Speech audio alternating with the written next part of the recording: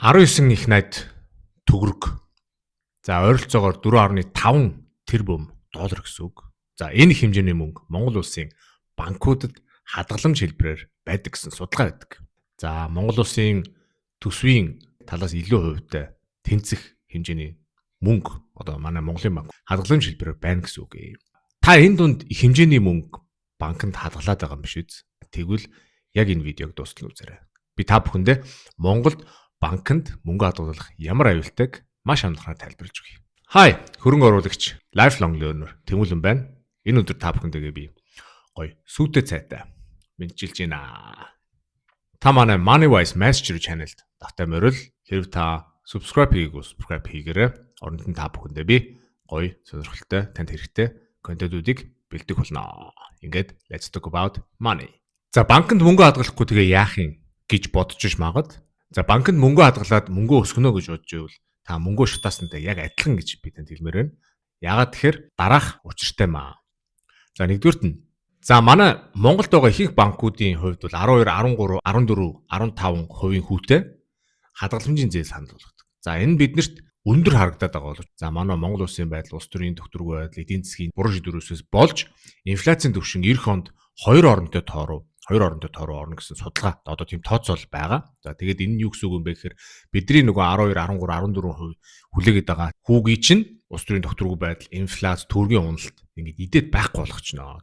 10 болон 10-аас дээш хувийн инфляцтай байх юм бол за тэр 12% хүүгээс чинь 10% хасгаар чи 2% real тийм хүү орж ирнэ. За тэгээд тэрнээс гадна мэдээж манай засгийн газар төсвийнхаа ажилчдын, улсынхаа ажилчдын цалин өөрөөр ч юм уу ямар нэгэн одоо мөнгө хэвлэх байдлаар болгоод ах юм бол мэдээж төгрөгийн өсөлт чадвар нь байхгүй болно, уналтанд орно. Тэгээд тэр нь бас мэдээж хадгаламжтай хүмүүст дараа болно, дарамт болно. Тэгээд ямар ч хүүгүй зүгээр л мөнгөө шатаагаад байна гэсэн үг юм. За гадны улсуудад бол хадгаламжийн хүүн макста 1% байдаг, 1.5 ч юм уу, тийм макста 2% ч юм. За тэгвэл та яагаад гэж асууж иж магадгүй. Яагаад тэгэхээр тухайн улсын хувьд бол хадгаламжинд их мөнгө байх тусам за тухайн улсын эдийн засаг баялаг бүтээх салбарт муугаар нөлөөлдөг. Тийм учраас тэр зүгээр ингээ мөнгө баялаг бүтээхгүй, эдийн засгт эргэлтэнд орохгүй ингээ мөнгө хадгаламжинд байхад улс орны эдийн засаг муу байдаг учраас тухайн улс орон тэрний эсрэг арга хэмжээ авч хадгаламжийн хүү 1%-тай 0.5 за заримдаа бүр Швейцарт хасруугаа ордог. Тэгээд тэр нь юу гэсэн үг вэ гэхээр хадгаламжинд мөнгөө байлгах ямар ч ашиггүй маа гэдэг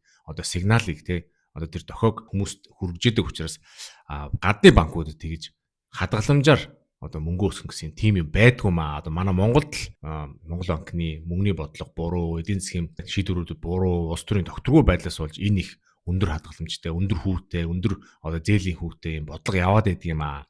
Тэр бүгдийг та нар ойлгосоо гэж хүсэж байна.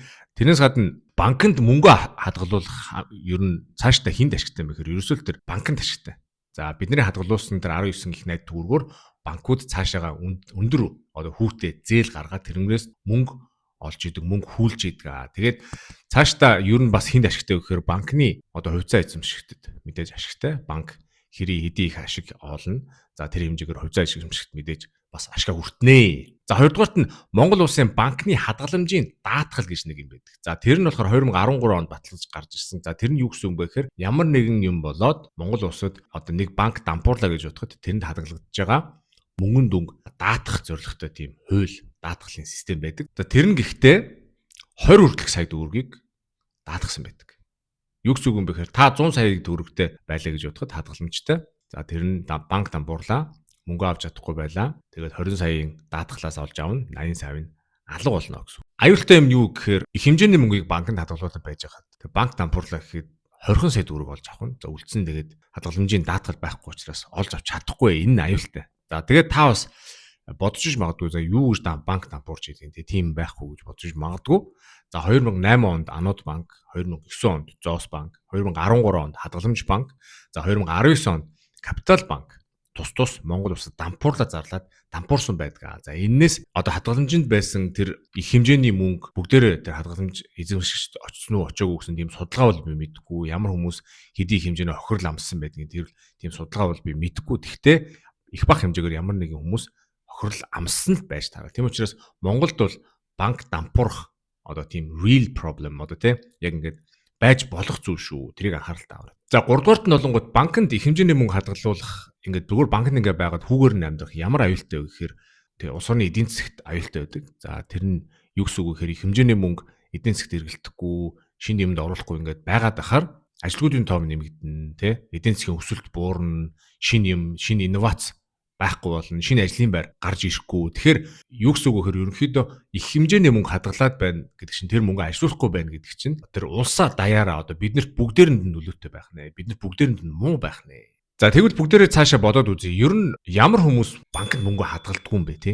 За манай улс төрчүүд хулгай хийдэг хүмүүс те, гадаад офшор данстай байдаг.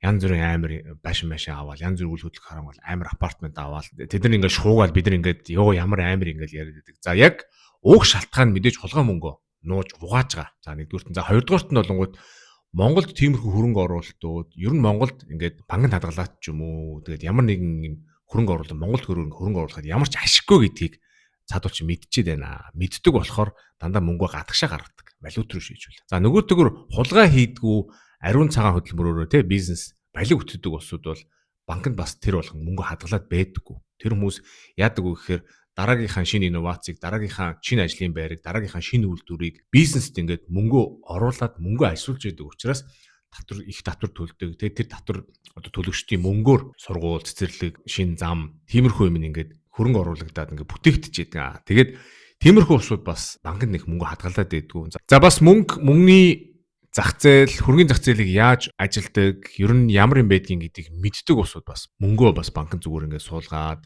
зүгээр ингээд байлгаад байдаггүй. Тэд нэр мөнгөөрөө хөрөнгөний зах зээл, тэг мөнгөний зах зээлд оруулж одоо мөнгөөрөө ямар нэг юм хийдэг, арилжаанд олцдог, тэрнээс ашиг хүртдэг, за алтханч байгаа. Тийм учраас ихэнхдээ банкны хадгаламжтай хүмүүс асуухдаа ер нь ингээд хадгаламжтанд мөнгөө ингээд байлгаад авах уу, эсвэл тэрнгээр юу хийж болох вэ? Ер нь яавал дээр вэ? Ер нь уучраа болохгүй. Ер нь яаж ихний алхмаа хийх вэ гэж их асуудаг. Тэгээд энэ бүгдийг та бүхэндээ би дараагийн хэсэгт тайлбарлаж өгье. За бүгдээрээ ерөнхийдөө банкнд мөнгө хадгалуулах аюултай гэдгийг ойлгосон тийм ээ. Тэгвэл ер нь яавал дээр вэ? Мөнгөөрөө ер нь яах юм бэ? За мөнгө ажилуулах олон янзын арга байгаа. Тэгээд арга болгон ер нь өөрийн гэсэн их бага хэмжээний эрсдэлтэй байдаг. Тэгээд тийм болохоор мөнгөөрөө юу хийж болох вэ, яах вэ гэдгийг туршиж үзэж өөрийгөө таньжиж ер нь мэдэж ойлгоно. За жишээ нь мөнгөө зүгээр тэгээд банкнд хийгээл ингээд байлгаад шатааж ирсэнээс бизнес хий гэж бодъё те. Тэнгүүд бизнес хийх нь ер нь хүн болгоны тийм ажил биш. Тэгээд хүн болгон ер нь бас бизнес хийж чадахгүй, бас хүн болгон бизнес хийж гэсэн сонирхол байдаггүй.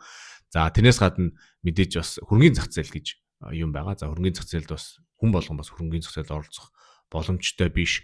За оролцохыг ч сонирхгүй. За зарим хүмүүс бүр хөрөнгөний зах зээл ер нь одоо энэ мөнгөний зах зээлийг казино гэж хардаг улсууд бас байдаг. Тийм болохоор та бүхэн зүгээр нэг одоо YouTube-ээр ярьж байгаа хүний үгийг дагаад янз бүрийн дэ судалж мдээгүй юмараа оролдоо те мөнгө алдах үе ер нь их боломжтой байгаарай. Тэгээд ер нь өөрийнхөө сэтгэл зүй, мөнгөний сэтгэл зүй ер нь тэр бүхнийг ойлгож иж ер нь яаж ажилтг юм байна? Хичээлд арилжаа ч юм уу, ямар нэгэн бизнес хийлгэж юм уу те.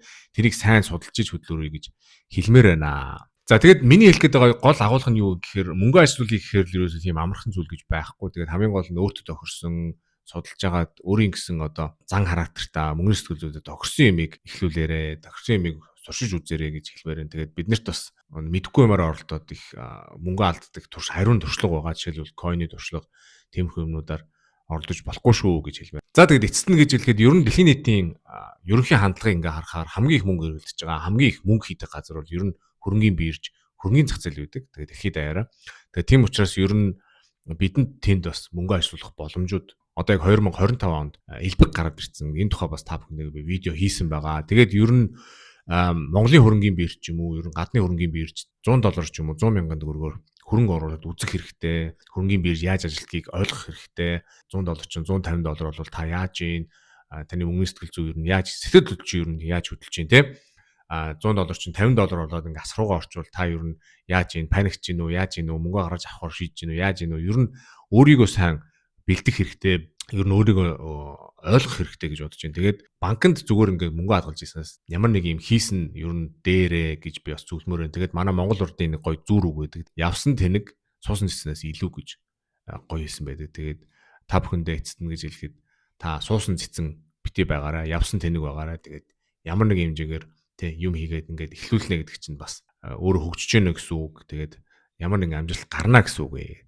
За тэгээд энэ хүртэл хамт байсан та бүхэндээ баярлалаа. Та хэрвээ их хэмжээний мөнгө банкнд хадгалж ивэл та бас бодож үзээрэй, ямар эрсдэл байгаа. Тэр мөнгөөр юу хийж болох уу? Ямар эргэлтэнд оруулж болох уу? Эдийн засгт ямар нэмэр болж болох вэ гэх тээ. Тэгээд дараа уулзтлаа. Түр